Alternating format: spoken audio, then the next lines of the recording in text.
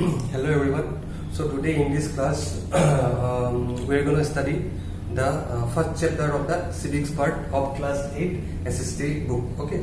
So the name of the chapter is the Indian Constitution. Okay. In this chapter we are going to learn about what does Constitution in general mean. Then we will learn about Indian Constitution. Indian Constitution क्या है? Then the formation of Indian Constitution. Okay. And rest will continue. Okay. So without further ado, let us continue. What does the Constitution in general mean? Okay. Generally, I have given the definition here. Okay. Remember it. This is a very easy definition. Okay. In general, the Constitution of any country, it is the legal document. Okay. It is a legal document which provides the basic structure of the political system of that country, and it defines the powers of the main organ of the states and demarcates their responsibilities and jurisdiction. Okay, what does it generally mean? Okay, what does it mean? Okay, constitution legal document provides the political system. कोई भी country का political system कैसा होगा, constitution provide करेगा. ठीक है. Then it demarcates, it defines the powers of the main organs of the state. एक state का, एक कोई भी government का main organ क्या होता है? तुम लोग I think in the previous class we have studied it. The main organ of any government होता है, तुम लोगों का होता है, ये होता है legislature होता है, एक होता है एग्जीक्यूटिव और एक होता है जुडिशियल. ठीक है. जो कॉन्स्टिट्यूशन देता है इट इन तीनों का ऑर्गन का पावर को डिफाइन करता है. ये इसका पावर क्या होगा, इसका पावर क्या होगा, इसका पावर क्या होगा. देन ऑल्सो अगेन ये इन सब का पावर को क्या करता है, डिमार्केट के करता है. इसका जो सब्जेक्ट होगा ये एग्जीक्यूट नहीं कर सकता है, इसका जो सब्जेक्ट होगा ये खुद एग्जीक्यूट करेगा, ये एग्जीक्यूट नहीं कर सकता है. इस तरह का इन जनरल कॉन्स्टिट्यूशन क्या करता है, प्रोवाइड करता है. ठीक है. It is like a guide book type का होता है. जैसे तुम लोगों का स्कूल का डायरी होता है ना, वहाँ पे जैसे रूल्स एंड रेगुलेशंस वगैरह वगैरह लिखा होता है, स्कूल में कैसे रहना है, स्कूल का गवर्नमेंट कैसा होगा.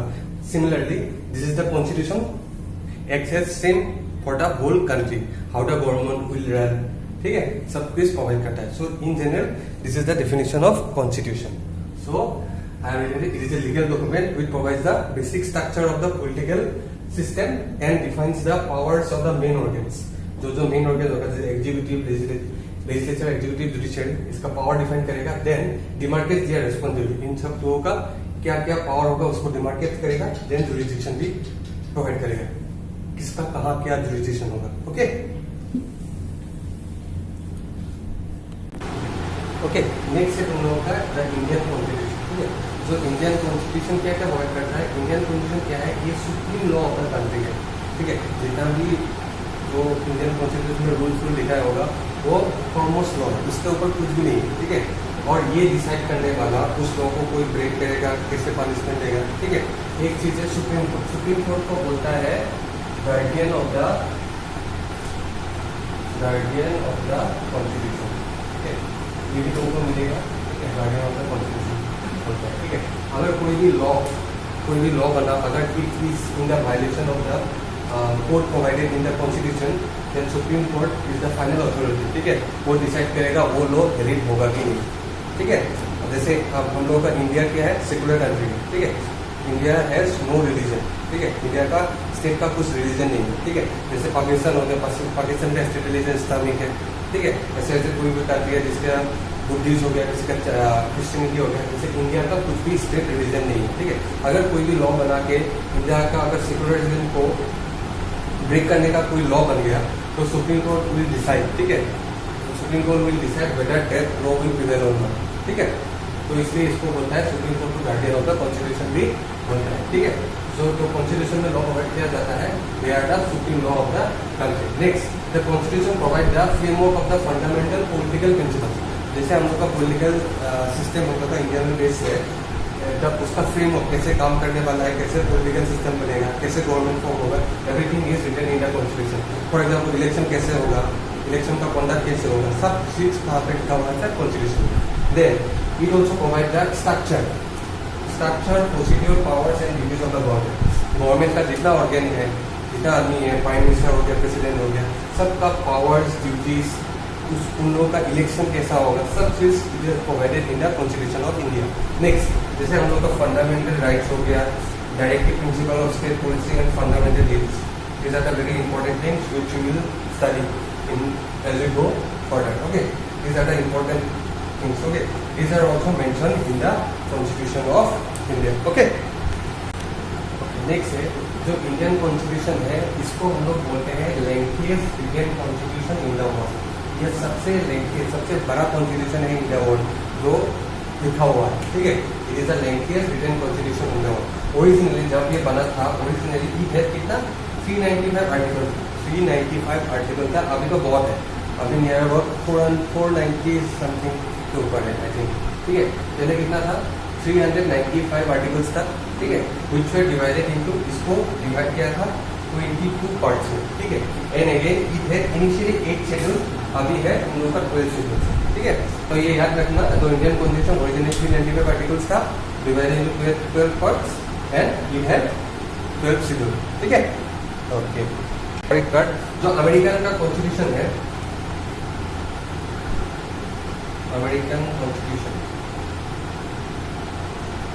इंडिया का कितना आर्टिकल है, अमेरिका कॉन्स्टिट्यूशन का सिर्फ 7 आर्टिकल है। देखो कितना छोटा है और कितना बड़ा है, ठीक है। ओके, इसका रीजन भी है, अभी नीचे तुम लोगों को। ओके, जो इंडियन कॉन्स्टिट्यूशन है ये बस याद रखते हैं, ठीक है। ओके, नेक्स्ट है हम लोगों का importance of the constitution, constitution का इंपॉर्टेंस क्या है, ठीक है। There are 4 points, okay. Okay, number 1, the constitution होता है, ये क्या करता है, it lays down the basic structure of the government. Government का बेसिक स्ट्रक्चर क्या करेगा, बनाएगा। एंड इस स्ट्रक्चर से हम लोग क्या करेगा, वो गवर्नमेंट हम लोग को गवर्न करेगा, ठीक है। इसको बोलते हैं it lays down the basic structure of the government according to which the government will govern everyone, okay. और यहाँ पे क्या करता है, गवर्नमेंट का जैसे मेन पार्ट हो गया, गवर्नमेंट का मेन पार्ट क्या है, एक लेजिस्लेचर, एक एग्जीक्यूटिव और एक जुडिशियल, ठीक है। अंडर दिस इन तीनों पार्ट को क्या करता है, कॉन्स्टिट्यूशन मेन ऑर्गन्स की तरफ से फॉर्म करता है।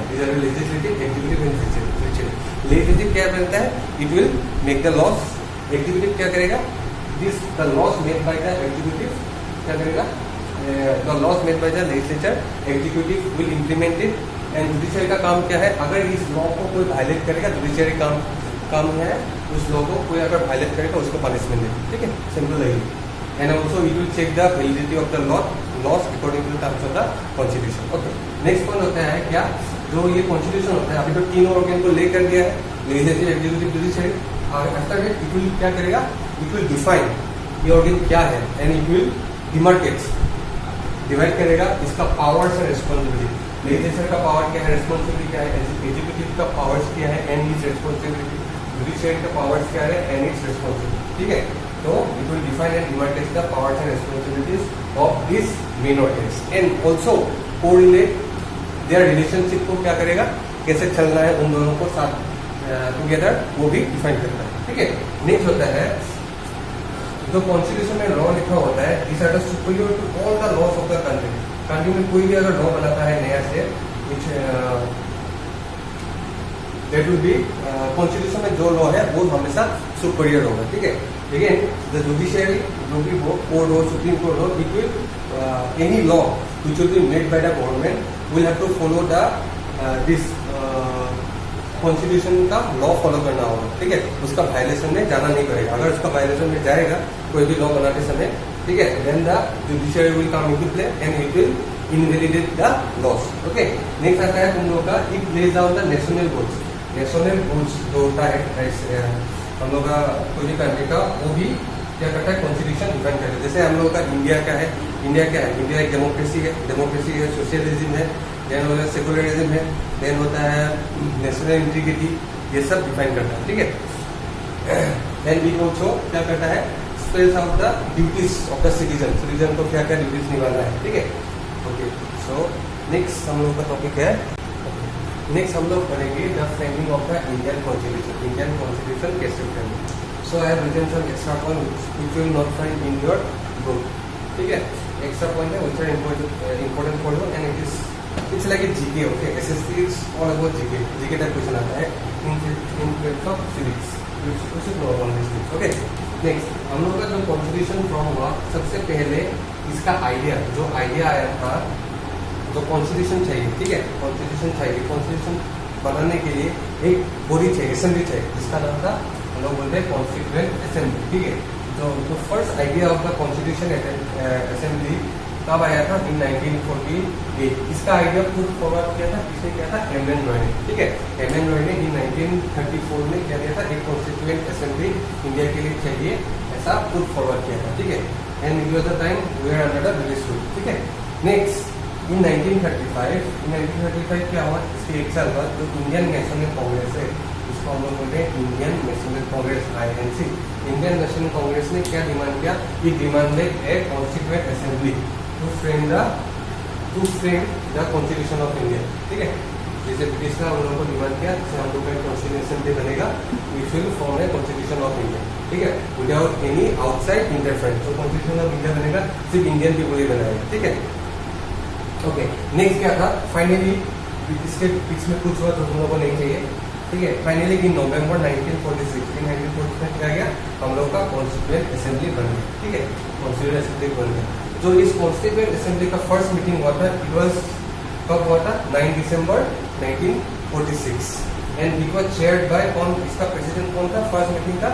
सच्चिदानंद Sinha. Remember this, the first meeting of the constituent assembly कब हुआ था? 9 दिसंबर 1946 and who was the president was Sachchidanand Sinha. Next इसका सेकंड मीटिंग हुआ 11 दिसंबर 1946 में, जिसका प्रेसिडेंट था doctor Rajendra Prasad. He was very old at that time. So in the next meeting, Rajendra Prasad was made the president of this constituent assembly. और एक चीज याद रखना है, जो कॉन्स्टिट्यूएंट असेंबली था, इसका जो एडवाइजर था, ठीक है, चीफ एडवाइजर था कॉन्स्टिट्यूएंट असेंबली का, वो था BN राव, ठीक है। इसलिए धीरे धीरे कॉन्स्टिट्यूएंट असेंबली कैसे बना हम लोग पढ़ते हैं, ठीक है। यहाँ तक हो गया। Okay, next. Okay, after that Jawaharlal Nehru ने क्या था?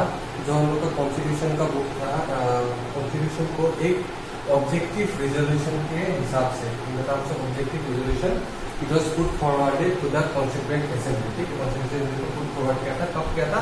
इन 13 दिसंबर 1946 में पुट फॉरवर्ड किया था। इसके बाद the constituent assembly adopted this on 22 जनवरी 1947, ठीक है। उसके बाद एक बना था ड्राफ्टिंग कमेटी 29 अगस्त 1947। सीरियली मैं क्रोनोलॉजिकली दे रहा हूँ, ठीक है। ऑन 29 एक ड्राफ्टिंग कमेटी बना था, इसका हेड था कौन था? तुमको पता है, B.R. अम्बेडकर था, ठीक है। नेक्स्ट जो कॉन्स्टिट्यूशन असेंबली ये ड्राफ्टिंग ऑब्जेक्टिव रिजोल्यूशन को दिया इन कॉन्स्टिट्यूशन असेंबली, आफ्टर तुम लोग का पहला मीटिंग कब हुआ था? 9 दिसंबर, ठीक है। इसके बाद it takes near about 2 years 11 months 18 days to frame the constitution of India, ठीक है। इतना साल लगा। उसके बाद कब आया था? 26 नवंबर 1946 में हम लोग का कॉन्स्टिट्यूशन बन गया था, ठीक है। इसको अडॉप्ट किया था कॉन्स्टिट्यूएंट असेंबली ने। उसके बाद लेकिन इसको फोर्स में ले लाया था, ठीक है। It came into force on 26 जनवरी 1950, ठीक है। एक महीना रुक के, ठीक है। इसलिए 26 जनवरी का एक हिस्टोरिकल इंपॉर्टेंस है, बिकॉज इन 1930 26 जनवरी हम लोगों ने इंडियन नेशनल कांग्रेस ने during the time of civil disobedience movement India को कंप्लीट इंडिपेंडेंस घोषित कर दिया था and they started celebrating independence on 26 जनवरी 1940, ठीक है।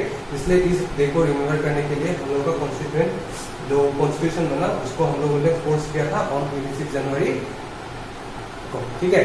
उसके बाद से हम लोग आफ्टर 1950 इसको हम लोग किस हिसाब से सेलिब्रेट करते हैं? As Republic Day. So this is all about your framing of the Indian Constitution. Next हम लोग पढ़ेंगे preamble. So in the next class we will learn the rest of the topic of this chapter about the preamble, directive principle, fundamental rights, etc. Okay, thank you.